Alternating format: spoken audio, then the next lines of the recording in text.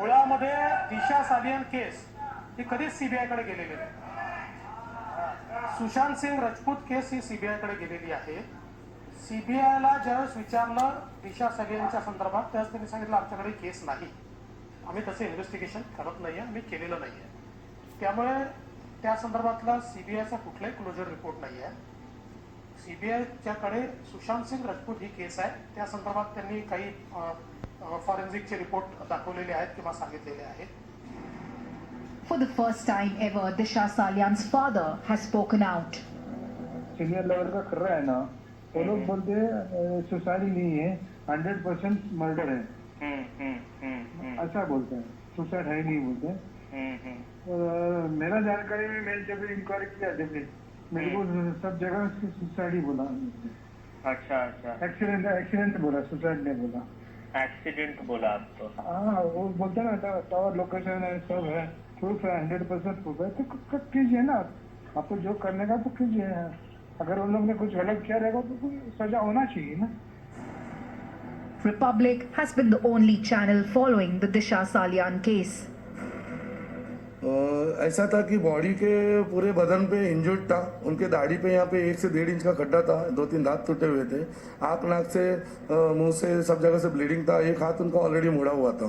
शुरू से एक बात तो मैं बहुत क्लियर कह रहा हूं कि दिशा सल्यान की जो मृत्यु हुई है और सुशांत सिंह राजपूत की जो मृत्यु हुई है, ये दोनों केस इंटरकनेक्टेड है. जी हाँ, दोनों में कनेक्शन है. और अगर हमें सुशांत का केस सुलझाना है तो दिशा का केस सुलझना बहुत ज़रूरी हो जाता है, क्योंकि दिशा की जब हत्या हुई तो उसी के बाद से सुशांत सिंह राजपूत को चिंता हो गई थी. उनको लगने लगा था कि अब वो लोग मुझे नहीं छोड़ेंगे, अब वो मुझे नहीं छोड़ेंगे. अगर सुशांत अपनी बहन को ऐसा कुछ कह रहे हैं तो क्लियरली इसके पीछे कुछ बड़ी साजिश है, कुछ ऐसा था जिसके ऊपर सुशांत कुछ ऐसा कर रहे थे, कुछ ऐसा बड़ा था जिसके लिए हत्या कर दी गई. नहीं, अब समझिए कि दिशा सल्यान के केस को जब हमने बात की शुरू से कि ये सुसाइड नहीं दिखता, ना ही एक्सीडेंटल डेथ नजर आती है. जिस तरीके के बॉडी में जख्म थे, है ना, जिस तरीके से दिशा की बॉडी की ऑटोप्सी की गई और जिस तरीके से सुशांत की बॉडी की गई, मतलब दोनों में जमीन आसमान का अंतर. दिशा की बॉडी को 2 दिन रखा गया उनकी मृत्यु के बाद, और सुशांत की बॉडी की शाम को ले जाके रातों रात कर दी गई. अब आप सोचिए कि ऐसा क्यों, इतनी हड़बड़ाहट सुशांत के केस में क्यों थी और दिशा को क्यों रोका गया. इसके ऊपर हमने बात की कि देखिए, दिशा के केस में अगर जो एक बात निकली कि उनका रेप किया गया, कि उनके साथ ज्यादती की गई, तो अगर ऐसा कुछ हुआ कि ऐसा करके उनकी हत्या की गई है ऐसा, तो 2 दिन बॉडी को रखा गया और उसके बाद जब आप जांच करोगे, वैगिनल स्वैब लोगे, तो उसमें आपके जो चांसेस है बिल्कुल ही कम हो जाएंगे कि रेप हुआ है, क्योंकि वैगिनल स्वैब में आपके काउंट ही नहीं मिलेंगे, स्पर्म काउंट नहीं रहेंगे. तो इस वजह से क्या ये पूरी एक साजिश के अंतर्गत किया गया कि दिशा की बॉडी को रखा गया और उसके बाद पोस्टमार्टम हुआ और सुशांत की बॉडी को उसी वक्त ले जाके पोस्टमार्टम कर दिया गया. बड़ा प्रश्न है, ठीक है. और अब बात कर लेते हैं कि दिशा की फैमिली, जो शुरुआत में ये मानने को ही एग्री नहीं थी कि दिशा की हत्या हुई है, और इतना ज़्यादा गुस्सा हो रही थी, जो लोग ये कह रहे थे, जो दिशा के न्याय के लिए लड़ रहे थे, बोल रहे थे दिशा को इंसाफ मिलना चाहिए और सीबीआई आनी चाहिए. ये कह रहे थे सीबीआई किस लिए, इनका ये कहना था सुसाइड ही है, एक्सीडेंटल डेथ ही है. सुसाइड भी नहीं, अभी कह रहे सुसाइड भी नहीं, एक्सीडेंटल डेथ ही हुई है दिशा की.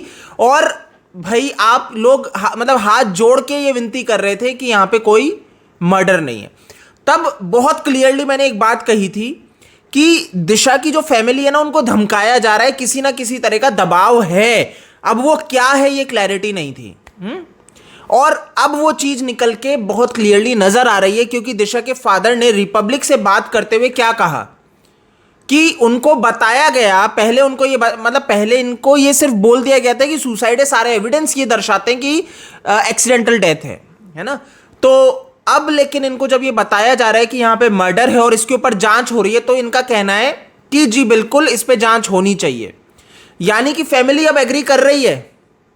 जो फैमिली को पहले प्रताड़ित किया जा रहा था, मतलब आपने अगर इंटरव्यूज देखे होंगे ना, साफ आपको समझ में आएगा कि उनकी माता जी, दिशा की माँ, जो कह रही है और चेहरे पे जो हाव भाव आ रहे हैं, दोनों में जमीन आसमान का अंतर, दोनों मेल नहीं खा रहे।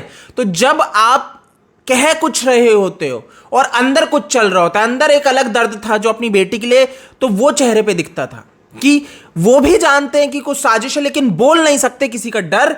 जो उद्धव ठाकरे की उस टाइम सरकार थी, ये सबसे इंपॉर्टेंट है कि सरकार पलट गई है और अब परिवार बोल रहा है कि यहां पे मर्डर हो सकता है, जिसकी जांच होनी चाहिए। तो आया एक मेजर चेंज, वो सबसे जरूरी है।